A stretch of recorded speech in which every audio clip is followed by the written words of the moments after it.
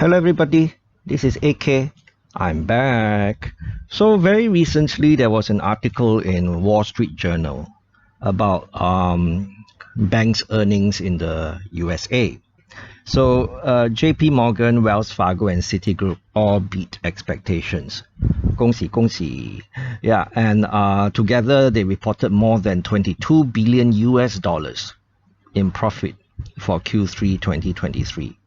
And that's up by more than 33% year on year. And what's the reason? The main reason for that is because of higher interest rates. Surprise! Yeah, so higher interest rates continue to provide a tailwind for banks' earnings in the US as well. And basically, the higher interest rates just make loans even more profitable. And in a recent video, I also said that Singapore banks would likely continue to benefit in a higher for longer environment where interest rates are concerned. And so I expect DBS, OCBC and UOB to all report better earnings as well, just like JP Morgan, Wells Fargo and Citigroup had done recently, right? And what happens, why they are able to make more money is because banks have been able to raise rates they charge on loans, right, much faster than they increase their payouts on deposits.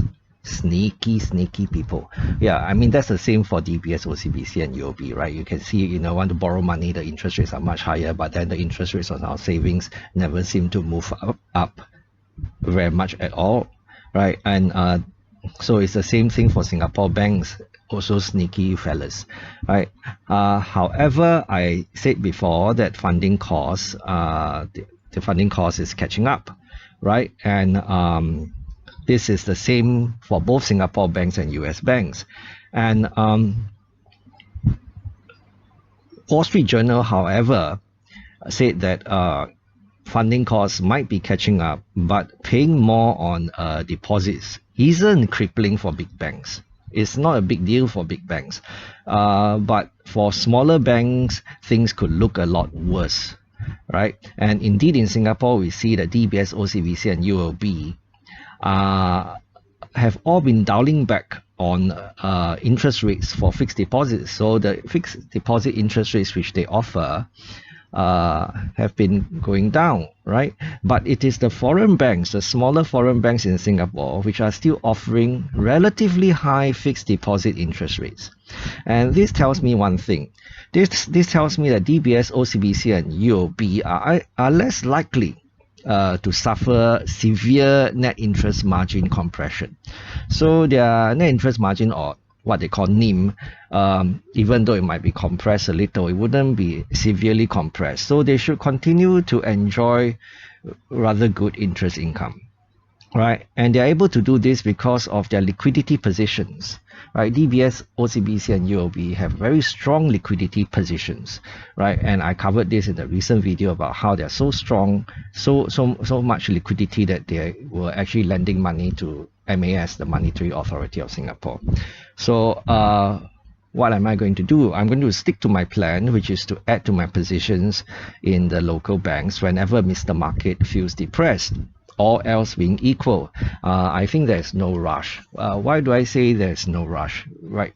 Because in the same article in Wall Street Journal, JP Morgan, Wells Fargo and Citigroup all said that the good times may be coming to an end. Yes, as you know, I like to listen to what insiders have to say, and these people in these big banks in the US have a bird's eye view, right? They can see what's happening, and the executives say that more loans are going bad, and consumers are depleting their savings, and they are all less optimistic about 2024, right?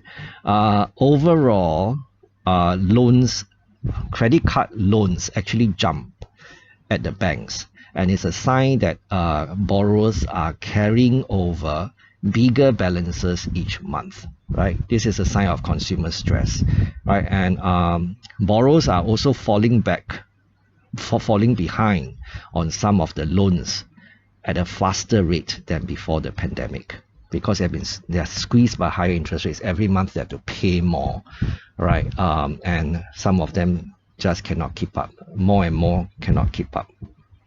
So everything that I've said so far in this video, together, I remind myself that although I'm still interested in increasing exposure to DBS, OCBC, and UOB, there could be a better time to do so.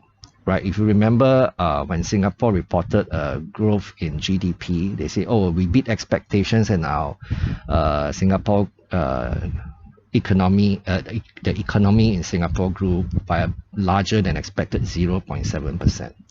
My goodness, they're celebrating a 0.7% growth, right? So we are like